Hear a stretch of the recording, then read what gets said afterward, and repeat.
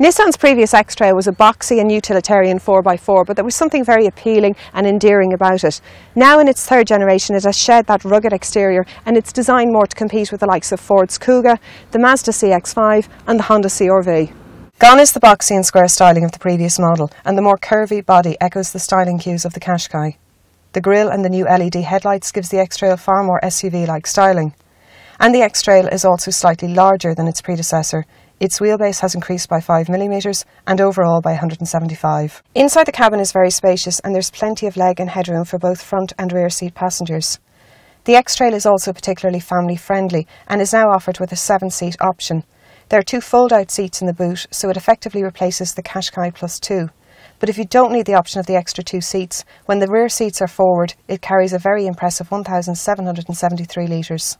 There's a number of options available on the X-Trail, but when it comes to engine choice there's actually one. It comes with a 1.6 130 bhp diesel engine. Now on paper it goes from 0 to 100 in 10.5 seconds. It has a top speed of 188 km per hour and it has 320 newton meters of torque. Now the torque is actually the same amount as what was produced by the 2-litre diesel engine that this engine replaced, but on the road it actually feels a lot slower and it feels slightly underpowered. If you're accelerating in a hurry you really will want more power, and I would imagine if you're carrying a load you'll definitely want it. There are 3 trims available on the X-Trail: XE, SV and SVE. Our test car is the SV trim with the optional 7 seats and is priced at $34,200. Standard equipment includes rain sensing wipers, forward emergency braking, lane departure warning, traffic sign recognition and rear parking sensors. There's also a choice of front wheel drive or rear wheel drive, and our test car is front wheel drive. Fuel economy on the X-Trail is also quite good. This is the front wheel drive version and it has 129 grams of CO2 emissions, so you're paying $270 a year for motor tax. On top of that it returns 4.9 litres per 100, which is just under 58 miles to the gallon. The engine is also not the most refined. There's an awful lot of noise from it even when idling, and also there's wind and road noise in the car.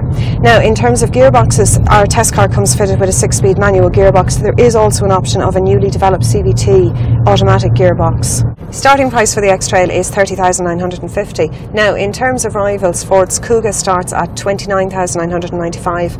The Mazda CX-5 at $27,995 and Honda CR-V at $31,995. Now that's only starting prices. If you actually compared specs and engine sizes, you'd see that the prices are actually even closer than that, as this is a very competitive section of the market.